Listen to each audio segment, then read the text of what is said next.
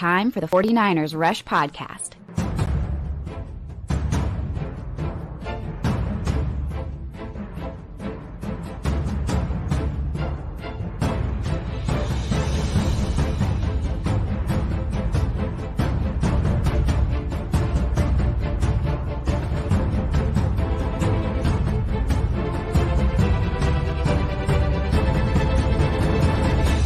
And here's your host, John Chapman.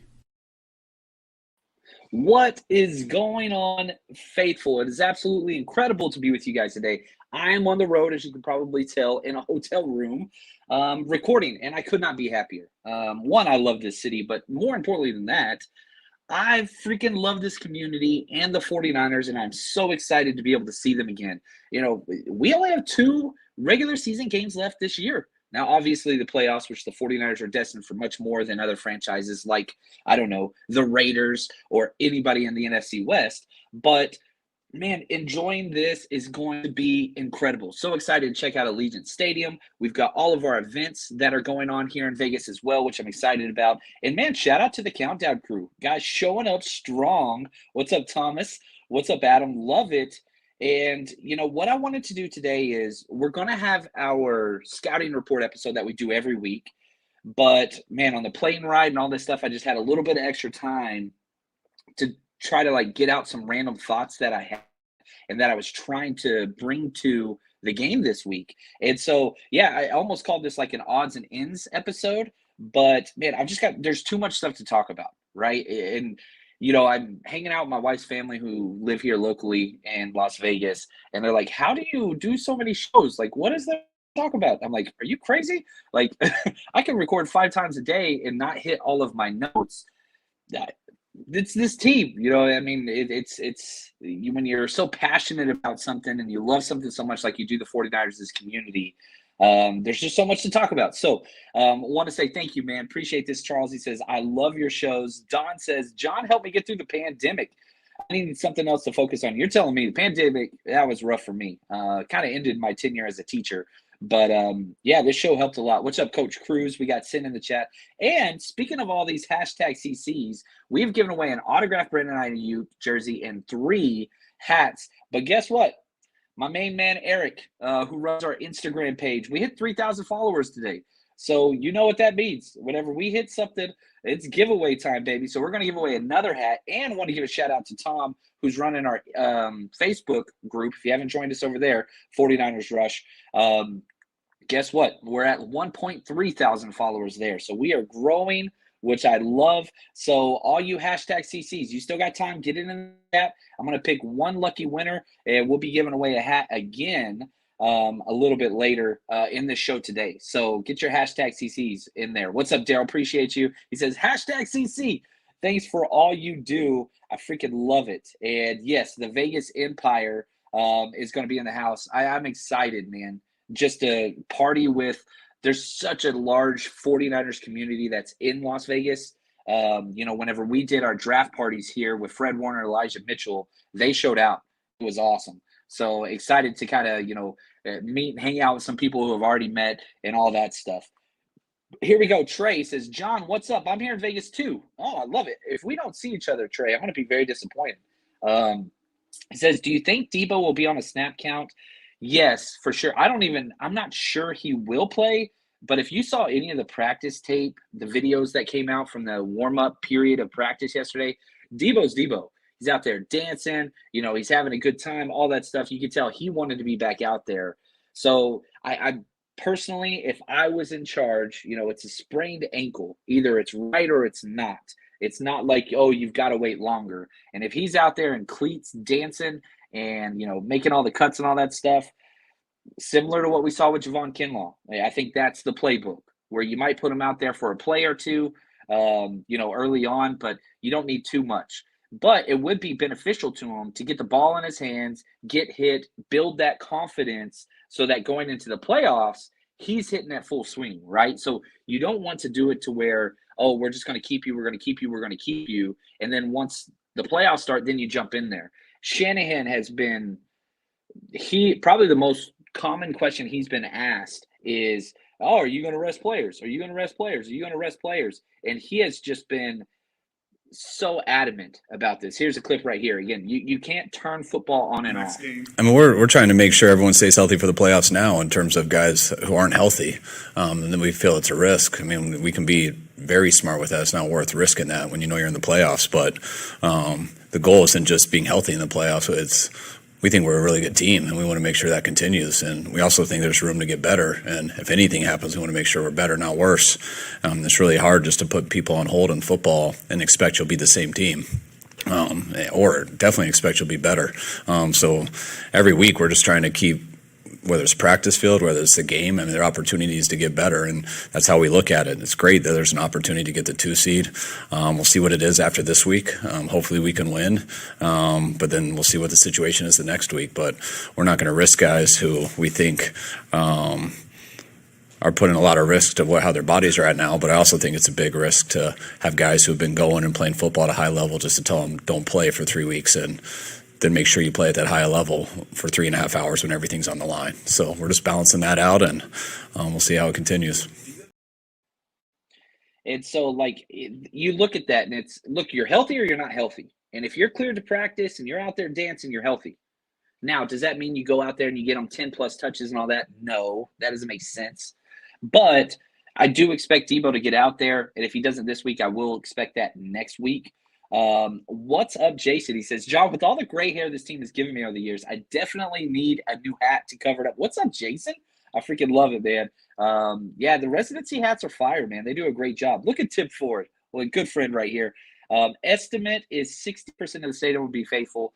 Yeah, I wouldn't be shocked if it's even more. The only issue that could cause a little disruption in that is just the travel, the holiday travel, all the cancellations, which I felt guilty, man. My flight into Vegas yesterday, left early, got here early, was half full for some reason on Southwest. I didn't understand that. We had no issues. I know Wayne, he is on a plane currently. I think he might have just landed. But, I'm hoping everybody gets here safe and all that stuff. I think that's the only way that it could cause problems. But, yeah, it's going to be heavy Niners. I mean, and they've already conceded their year, and we'll talk just a little bit about that in a second. Oh, man, Jack. He says, have fun, John. Appreciate your generosity in the super chat. Get a beer on me. I've got Niners winning big 34-10. I do too.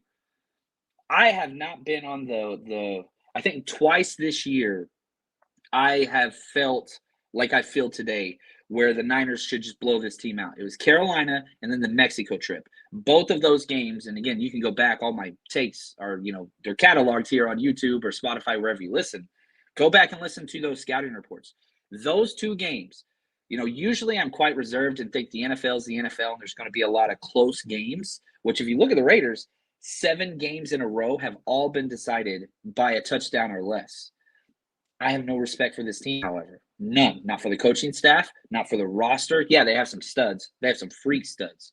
But I'm with you, Jack, and thank you, first off. But I've got a 31-10 game. I'll go ahead and spoil my, we'll be doing our scouting report, preview predictions, and all that stuff. This is just bonus. I had more stuff to talk about that I wanted to share. And yeah, I'm with you, Jack. Thank you so much for your generosity. I want to talk a little bit about a tweet you put out, or you messaged me later on. So don't go too far, my friend. Josh, he says, does Brendel make it as a reserve in the Pro Bowl? Was he worthy of his play? Here's the issue with the Pro Bowl. It's very stat heavy. And there's not a lot of metrics that you can grade offensive linemen on besides pressures allowed, sacks allowed, quarterback hits allowed. That's a quantifiable metric based on what you see repeatedly. And in that, I'm just going to be really honest with you, Jake Brendel's a top 5 center, right? If you're just looking at pass pro and not getting your quarterback hit, he's top 5. However, what does Shanahan look for most in his offensive lineman? It's run blocking. And that's why I've been so critical of Jake Brendel, because he's not a good run blocker. He's very athletic. He can get to the second level. He just cannot. He does not have the functional strength in the NFL to play at the center position in a dominant run game. And if you want to know why so many runs or the run game hasn't been as great as it has been, you just got to look at Jake Brendel. So having said all of that, pass pro, he's Pro Bowl level.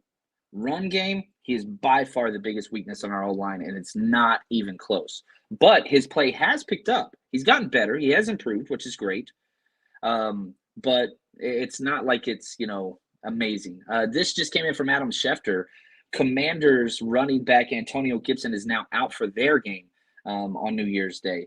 Just another thing of the 49ers just beat the crap out of teams. He had a decent game against us, didn't get a lot of carries, but he's out now, which sucks. Every injury is a bad injury. So, but it is a testament to, man, you play this team, it's gonna be a lot. Yatsik, what's up, my friend? He says, do we have any news updates on Kinlaw's knee status? No, he got out there healthy. They said beforehand, I said beforehand that the first day, maybe even the first and second day of practice this week, he would not be in there because, again, you're just trying to get him extra time to recover. I think that he'll be on a similar snap count, maybe 15 to 20 snaps. He got 16 last week. We're not going to get any news on that. Kyle Shanahan's just going to say, this was precautionary, whatever else. But, yeah, he's good to go. Here we go. Yeah, Josh, he's good to go. So we'll see how he plays. I thought he played great. It was awesome having him out there. You don't get that goal line stop in the first half without him. You just don't do it. So let's do this. I got way too many questions, and this is the best thing that could possibly happen today. So Isaiah, he says, does Nick Bosa break the NFL sack record this week? No, but he can break the 49ers all-time record, 19.5. He's at 17.5. I think he's going to tie the record this week. I think he'll pass the record next week, and I think that's enough. 19.5 sacks is just stupid, right? The most sacks a 49ers player has ever had in the history of this franchise, and it is a rich history, is 19.5. Nick Bosa is going to break that this year. I think he'll tie it this week. I think he gets 2 sacks, and then I think he breaks it next week against the Cardinals. That's just kind of what I see.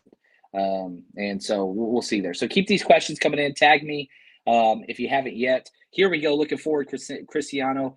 He says, "Hey John, what would you do if you had to bring a DC in for the Niners next year? Anything you would change?"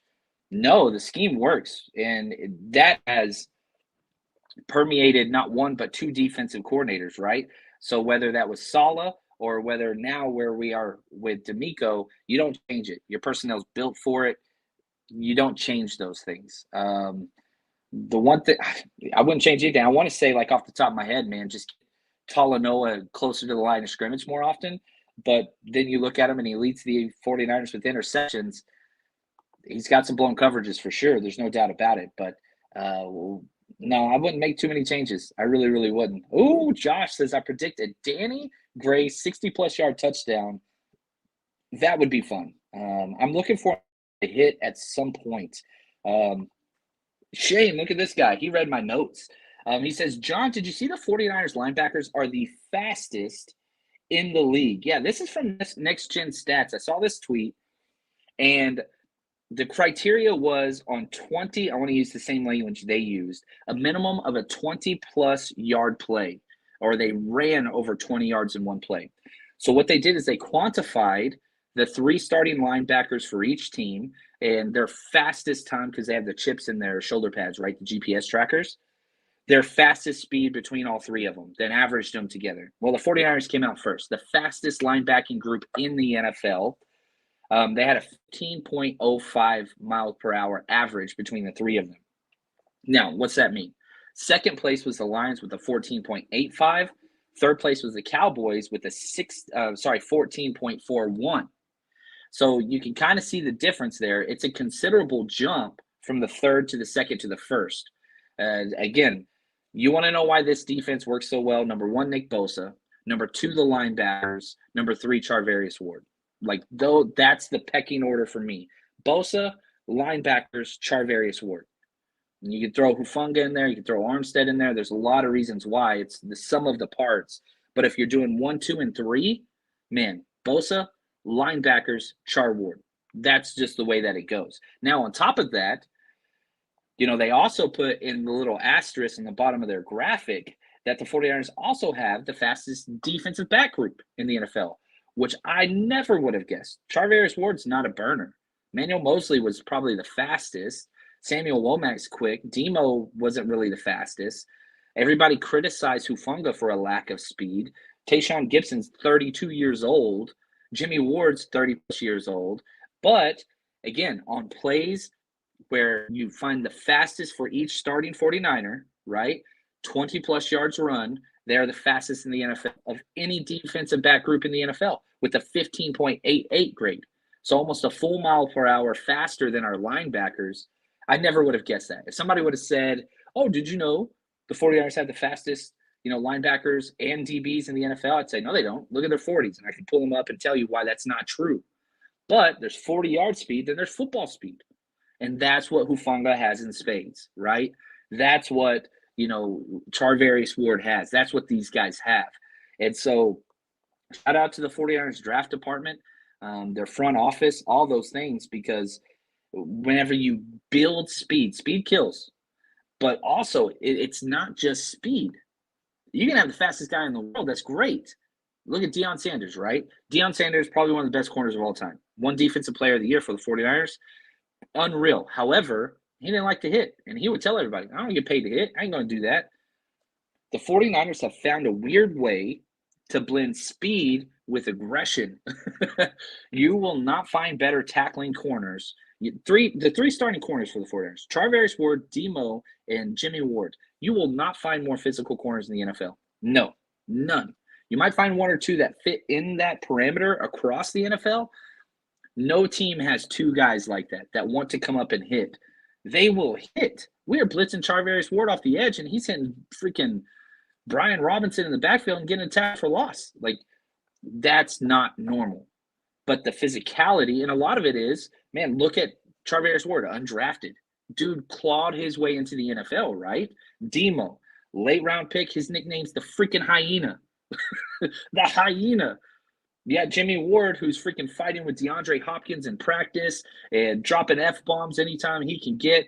That dude is he's just a dog. That's all they like. And I mean that in the highest possible complimentary way I possibly can. He will fight your grandma.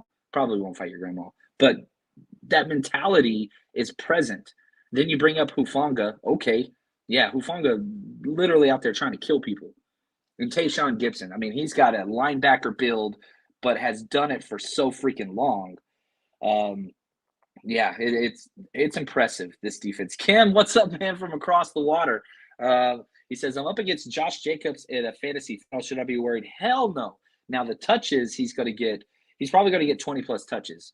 But no, don't be worried. The volume will be there for him, but no, it's going to be all quantity and no quality. Not too worried about it. Look at what the 49ers have not allowed one rusher to go for over 60 yards rushing all year. All year. Not 60 yards or more. Not once. It just doesn't happen. And so there we go. Shade says Jimmy Ward is a pit bull. That is correct. That is correct. And James, man, you guys, we got a nice flow going on here. I got my notes to the side. I got the chat here. I'm on my cell phone and I've got all kinds of setup here. I'm getting better at the setup here. He says, what will special teams mean this game? And man, I went back, and again, plane rides are fun for me. The last game against the Commanders, okay? So let's build this context out to the point of this question. Great question, James. Special teams is a big deal to me. My first coordinator job was as a special teams coordinator, and so I took it very serious. Coached long snappers, punters. Growing up, I was a long snapper whenever I played, but whatever. I went back and looked at it because the Commanders were the number one team in the NFL as far as special teams efficiency and DVOA. They're number one. 49ers dominated them in special teams, which was crazy. So I went back and looked at it, and the 49ers had a positive 3.02 grade across the entire special teams. That's field goals, extra point, kickoff return, punt return, all that stuff, right? Plus 3.02, which isn't great, okay? I mean, it's good, but it's not great. However, I was like, man, I'm curious. Let's go back through. I went all the way up to the Chiefs game because I feel like that's when the switch turned for the 49ers. And so I went back and I started logging all of the different, again, expected points versus special teams. We got a plus 3.02 against the Commanders, okay? Seahawks, -9. Terrible. One of the lowest grades we've ever had. Bucks, minus 0.4. Dolphins, 1.0. We were positive against the Dolphins. Saints, 2.22 positive. Cardinals in Mexico, minus 1.4. Chargers, minus 5.3. Rams, minus 2.4. That game we had against the Commanders might have been the best special teams game, or at least one of the best, definitely top 5, since Kyle Shanahan showed up. And I'm using that phrase correctly, okay? It's very, very easy to sit here and hyperbole say, oh, it's the best game we've had special teams wise. And it might well be, but it 100% is in the top 5 games since Kyle Shanahan has become head coach, because we have been dog crap in special teams. Hightower, Longhorn, hook 'em. We lost last night. That hurt my soul. I didn't even get to watch it because I was with the in-laws. That hurt my soul even more. That's okay. I regress. This is my therapy. I love your wife. I love your family. Oh, that was rough. Anyway, having said that, Hightower, who was Shenny's best friend, was 5 years in a row our special teams coordinator, was trash, man. He was such a bad coordinator. You replaced him. Special teams have been bad this year. They really, really have. And, man, I wonder, Coach Cruz, he sent over a lot of the research that he does this week. We're 21st in the NFL now.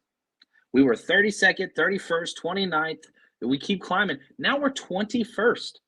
We almost have an average special teams output for the year. 16's average, right? And if we could just get that average, this is such a huge increase in what the 49ers have done over the past 5 years. It's a big deal, James. So if we stay with this, what does it look like for this game? The Raiders are a very, very bad coach team. In fact, they are 25th in special teams. That stat comes to you courtesy of the man himself, Coach Cruz, who is just unreal. He is awesome. Now, before we get to more of your questions, I haven't even touched my notes, man. I got a lot of notes here. This is going to be a fun episode. But before we finish, I'm going to get a quick sip of coffee. And the best way that you can support this show, man, Patreon. We passed over 400. I think we're at 411 now. It just keeps growing. Best way to support the show right here. All you got to do is go to patreon.com/49ers Rush Podcast. And as soon as you sign up, you get almost everything, depending on the tier you pick. And if you're just interested in 49ers play, guess what? We have every single offensive, defensive, and special teams play from the last 2.5 years. Every single game for the 49ers. Nobody else has this content. Now, not to mention we have extra episodes weekly. We've got scouting report breakdowns. We've got betting. We've got your one-stop shop for 49ers content. And if you want to be heard, guess what? We got Zoom Hangouts twice a month where we listen to you. Patreon.com/49ers Rush Podcast, or just Google Patreon and 49ers. We're the first one that shows up. All right, let's give away a hat, man. The generosity of an anonymous Patreon subscriber gave away 3 to help support the channel. This one's coming from Chapman himself. Congratulations to Red and Gold Blooded. Got the hashtag CC in today. I need you to email me, 49ersrushpodcast@gmail.com. I will get that taken care of, get that sent out to you, cover all those charges. Residency hat coming your way, my friend. Appreciate the support in the chat. And if you guys haven't already, hit that subscribe button. Anytime we go live, hashtag CC. What's up, Ryan? I see him. He just got here. Throw it in there. We'll take it anytime, baby. Tim, I love it, love it, love it. This is awesome. Troy says this team is special. Is there anything in the league you would be worried to play? I've said this repeatedly this year. If you want to beat the 49ers from a defensive perspective, your offense versus 49ers defense, right? If you want to beat the 49ers, you have to throw the ball deep outside the numbers. Because we do a traditional cover 2 and cover 3 and quarter system, you've got to throw the ball deep. If you just do short throws underneath, you're not going to beat us because we tackle too well. That's what we want you to do, right? Napoleonic War Code. What do we not want you to do? We don't want you to run the ball, and we don't want you to throw the ball deep. So if you're going to beat us, those are the 2 things you have to do. That's why Patrick Mahomes has had so much success against us because regardless of your coverage, regardless of your scheme, regardless of whatever, Patrick Mahomes is that damn good. He can kind of overcome that. That's why I played so close against Justin Herbert, even without his wide receivers. 49ers have had 2 close games in the NFL this year that have been a touchdown or less. One of those was the Chargers, right? So playing against those hyper elite physical corners that can run the ball as well, that's the issue, right? You lost to Justin Fields. Why? Because he ran around in a monsoon. But those are kind of the issues. Even the Russell Wilson game that you lost, which looks absolutely like dog poop. He made 2 or 3 plays. We had the worst quarterback game probably in Niners history that game. And we made some mistakes and penalties, and that cost us. So you want to beat the 49ers, you got to have a hyper athletic quarterback that can throw the ball deep. That's the only way you're going to beat this team.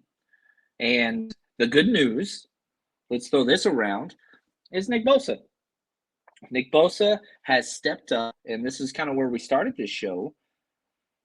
He stepped up and he's played so well. The updated defensive player of the year odds on betting sites, it's different almost everywhere you look. Bosa is negative 1,100, meaning if you bet, you're not going to get much of a return now because he's just that much of a favorite. Parsons, who is number 2, is plus 625. That's a huge gap, man. So basically that means this award is basically locked up. And plus, on top of that, now Parsons is dealing with an injured hand. He played through it. I fully expect him to continue to play. But if Bosa gets one more sack, this is over. Bosa might not even have to play, and he'd probably still win the award. The defense is just too good. He's too good. The best player on the best defense, the most important position. The name recognition's there. It's what it is. It's just what it is. Now, also sticking with awards, Brock Purdy was named Pepsi NFL Rookie of the Week, which was awesome. So he continues to get, more and more of those accolades. Now, sticking with kind of championship 49ers defenses, this came to me from Dexter C. He emailed me, and I thought this was spot on. This didn't even enter into my brain head. He said, this team's not like 2012 or the 2019 49ers. It feels just like the 1994 49ers. Needed a lockdown corner, you went and got it. Both sides of the ball in 1994 were great. That's where this team is, and that's why they're moving the ball. He went on to say, spread your positivity, keep doing what you're doing. Appreciate you, Dexter. Man, that is not me. I can't take credit for this. That is locked on analysis. Because if you look at the 2012 or the 2019 team, it was bully football. It was physical, whether it's Colin Kaepernick running like crazy or Debo running like crazy in 2019. It was just bully mentality. This team is different. When Christian McCaffrey slid in, it went from bully, which we still have those aspects with Kittle and Debo, even though he's injured. It went from that to finesse efficient. And now hold on. I understand I'm probably getting a little recoil whenever I use the word finesse on an offensive standpoint. But we're not in the wishbone very often, right? But yeah, we have, we're in 22 personnels, but we're checking down on option routes. We're throwing to the flats. We're doing screens. We're doing slant routes way more often than we saw in 2019 or 2012. It's even if you look at the 49ers rushing numbers and all those things, the 49ers offense, we're 9th in rushing attempts this year. We are throwing the ball at a very healthy clip of late. And so it's just different. And if you go back to 1994, I've said this many times, especially in the offseason, I think that's the most efficient quarterback year of all time. Steve Young, 1994, like unbelievable. The most efficient quarterback play of any quarterback in the history of the league for 1 year. And that's kind of what comes to mind this year is just efficiency on the offensive side. First downs, keep moving. And again, if you going back to past years, Rappaport just reported Josh Norman has been elevated from practice squad to the Panthers starting lineup. Things could be worse. Love that message from Dexter, though. The 1994, I'm sticking with that. And so I want to give him credit. Also, from 49ers Barbecue Lover, he said he saw some of this on Reddit and shared and added to it. And I love it. Again, let's just stick with, and some of these are going to be a counterpoint to what I just said. And that's okay, because, again, it's a much more nuanced take than just saying this is what the 49ers are. And I love that. So far, the 49ers this year have Carolina fire their head coach. After they fired the head coach, trade us their best player on offense. That was hilarious.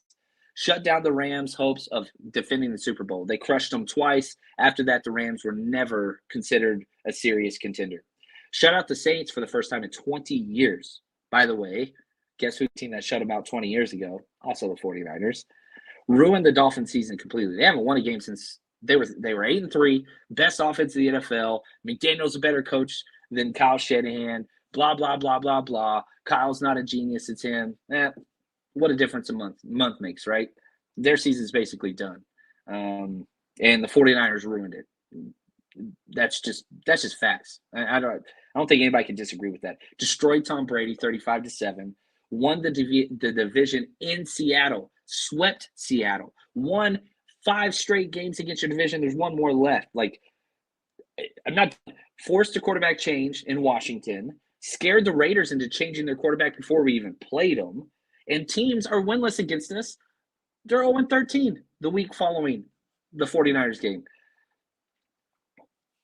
When you look at all of those things, it's like Thanos. That's what the 49ers are.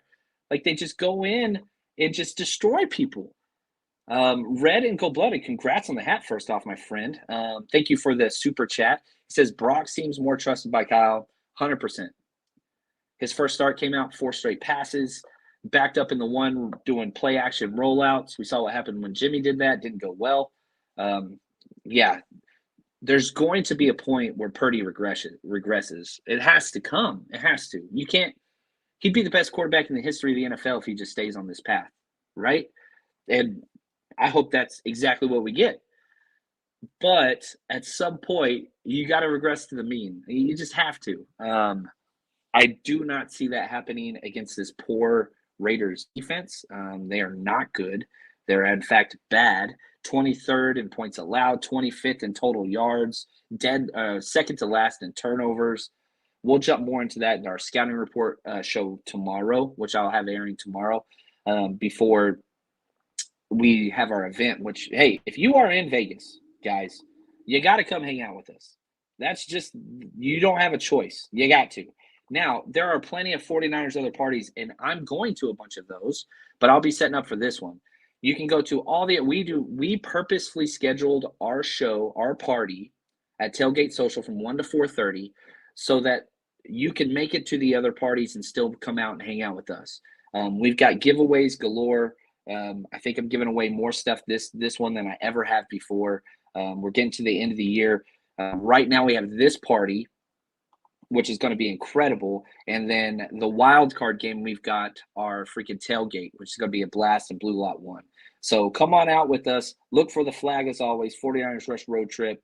Man, it's going to be a blast. Come out with us. That's what's up. Now, couple other things. I've got my bets of the week, which I just posted on Patreon. My bookie hasn't dropped all the player props yet, so I'm hoping to add to that tomorrow. But, one of my favorite things, I got a 3-team teaser, which we have crushed this year. 3-team plus 10 teaser. I'm taking 49ers just even versus the Raiders. I'm taking Chiefs minus 2.5 versus the Broncos. And I'm taking the Bears plus 16 against the Lions. That's my teaser. If you want more bets of the week, man, we've done really, really well. We have done very, very well this year. And I think another reason, sticking with the comment on, why they trust Purdy so much. They protected the ball. Since Brock Purdy has stepped in Miami forward, they only had 3 turnovers in those 4 games, total turnovers. Now, 3 total turnovers. One was the 4th down throw against the Dolphins.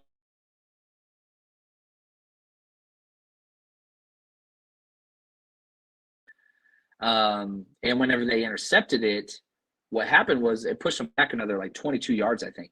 The second one was the Debo injury where his leg got bent back and he fumbled the ball. And the third one was Juwan Jennings dropped pass on a slant route that resulted in an interception and 7 points because of the field position. That's it. Not one of those were quote unquote on Brock Purdy in a negative way. Brock Purdy, now, has he thrown passes that should have been intercepted that were dropped? Yes. But it kind of equals out, right? So, you switch out the Juwan Jennings dropped, bobbled up pass for an interception with the one that should have been picked off against the Seahawks, Quandre Diggs, that hit him right in the palms of the hands and he dropped it. So, but the numbers are where they should be. The fact that 3 turnovers in 4 games, that is winning football.